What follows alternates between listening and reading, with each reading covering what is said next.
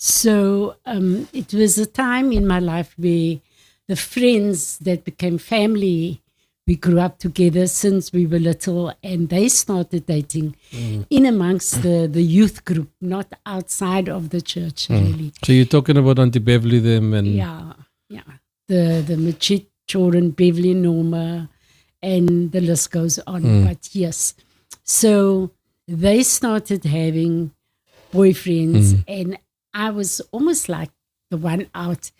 And there was a guy that, showed interest, but for me, I had no interest in it at all. And I remember we moved from Heidelberg, we moved to Hanover Park. And I was on my way to a youth service, so I had to take the bus. I was standing in Telford Road at that bus stop. There was a falling star, which, as youngsters, you hear these things. And get all romantic.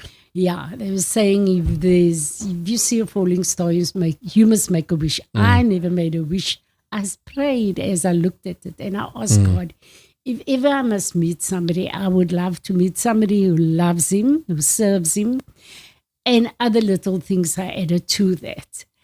And as time went on,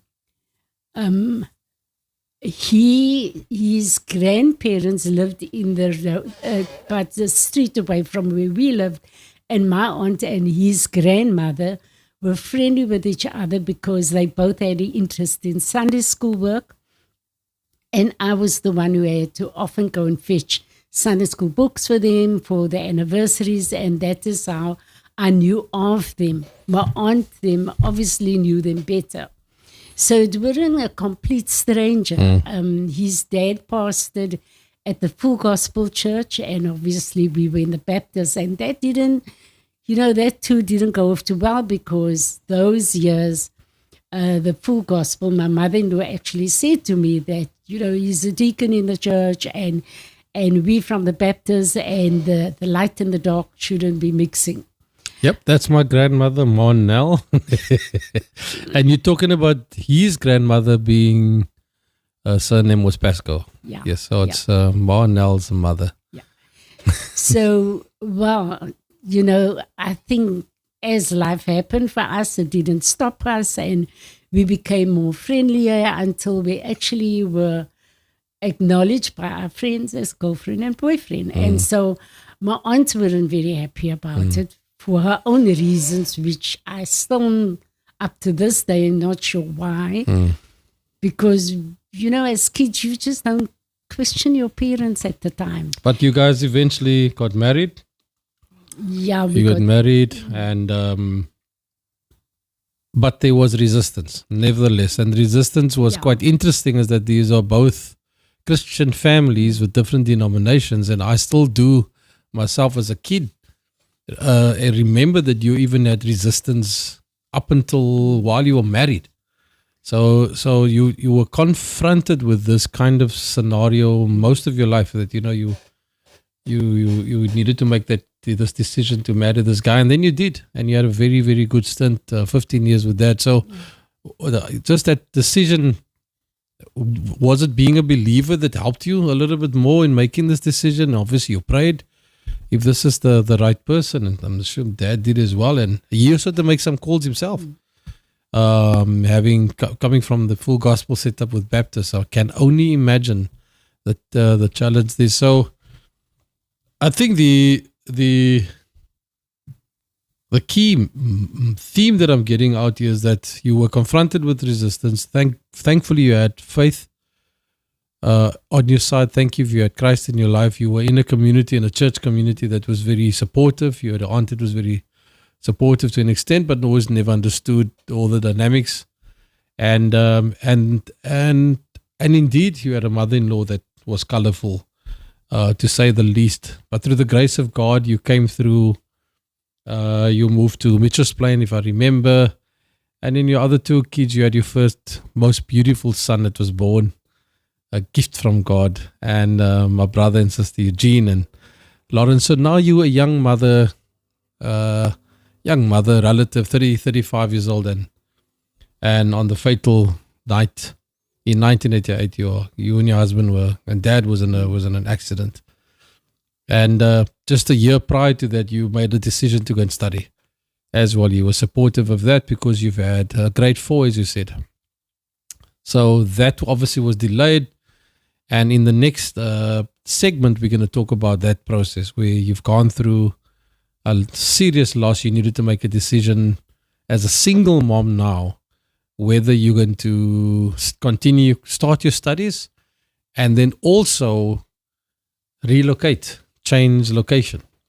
And for those of you who are single parents with you, male and female, this is the next segment. I would really urge you to listen carefully. The decisions that mom needed to make and how she made the decisions. And remember, this is an informative session. It's not only about what God has done, but also what processes, and what challenges mom has gone. So thank you so far for your input in the first segment. We're going to take a short break and we're going to go to the next segment and the second part of your life. And so go and grab a nice coffee and a tea or a water, because Mort's later going to talk about the importance of water. So thank you. We'll see you soon. Welcome back, everybody. Thanks for joining us after the short break. We're now in the second segment. We are busy interviewing my mom, Maudie Nel, who was just earlier and discussed how she grew up and the challenges she had as a young child at the time, early adult. And just before this, we spoke about when she had met my dad, Johnny. And then we're now going to talk about the tragic event that happened in 1988. So my brother Eugene and Lauren, we are 5 years apart, and Lauren 10 years. So she had a 15-year-old, 10-year-old, and a 5-year-old, and she was also injured in the accident.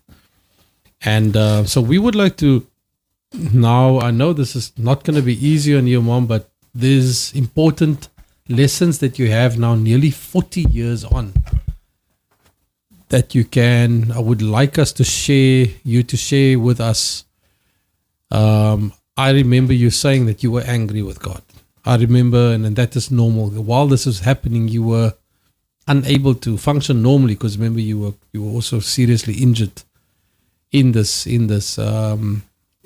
So while dealing with your grief, you had 3 children to look after, and as you mentioned as well as that, Daddy did everything. He ran all the admin around the house. You looked after us. You also worked. He worked as well. So this was so many things that happened in 1988. So when you felt that anger for God, did you want to give up in being a Christian? And what was going through your mind? Just take the listeners through that very, very difficult stage in your life. You've got your 3 children. You need to figure things out for yourself. You are in pain yourself, recovering from very serious injuries. Take us through your mind, if you can go back almost 40 years. What was your thinking around who's this God? Why would he do this to you? Basically, I would say, to go into the next segment, I have to reiterate and just say that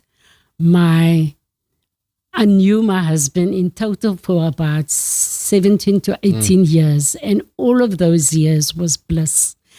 And I know it sounds, when you have a loss and then you tend to think of the good and not the bad. But I can truthfully say I cannot even think of the bad, because we were friends. We did things together. We disciplined together.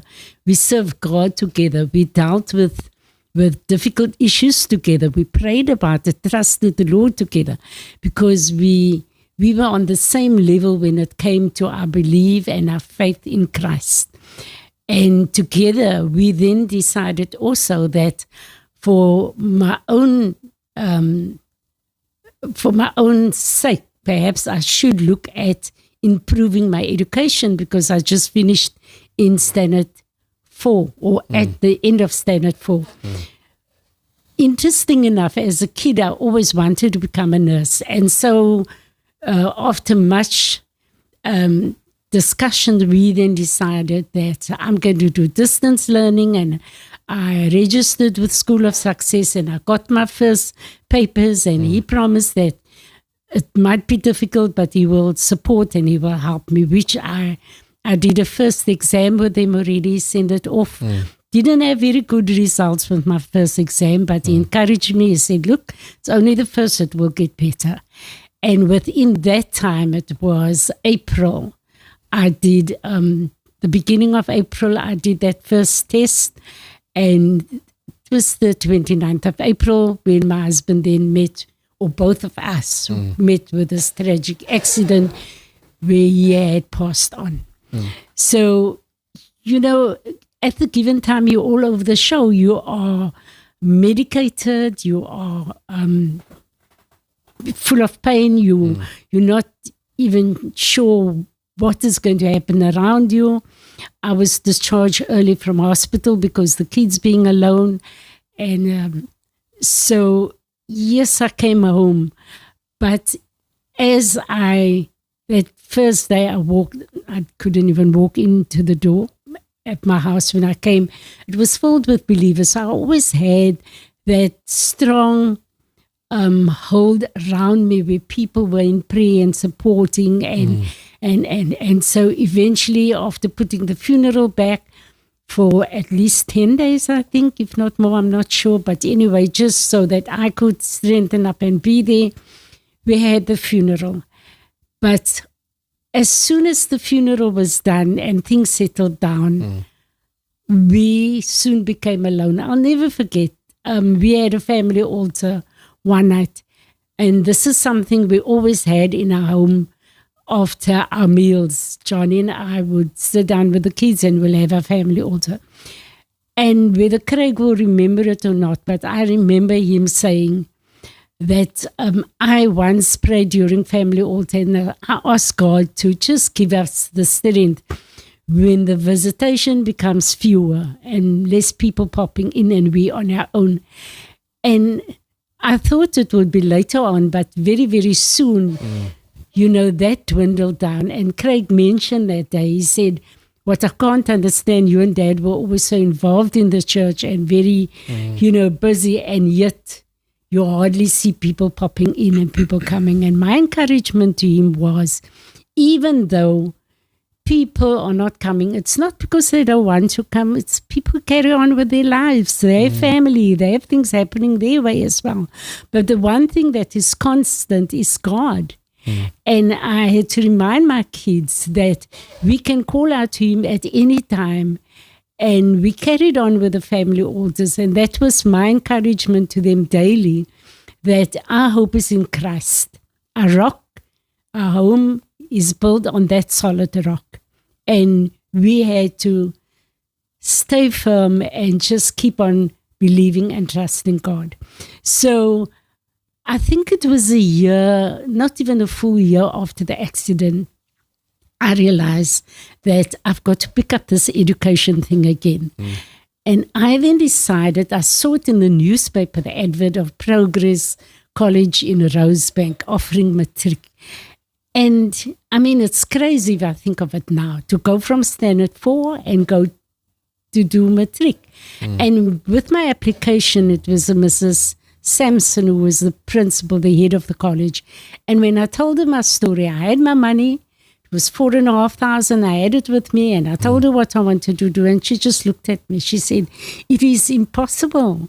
You cannot close that gap. That gap is too big." You know, from standard 4. We're talking about over 20 years gap between standard 4 to wanting to do matric. Yeah, she said it was a 25-year gap, and it was too big. And I begged her. I said, I will try my utmost best. Here's my money. I said, I can pay it all right now, but I want to do it. And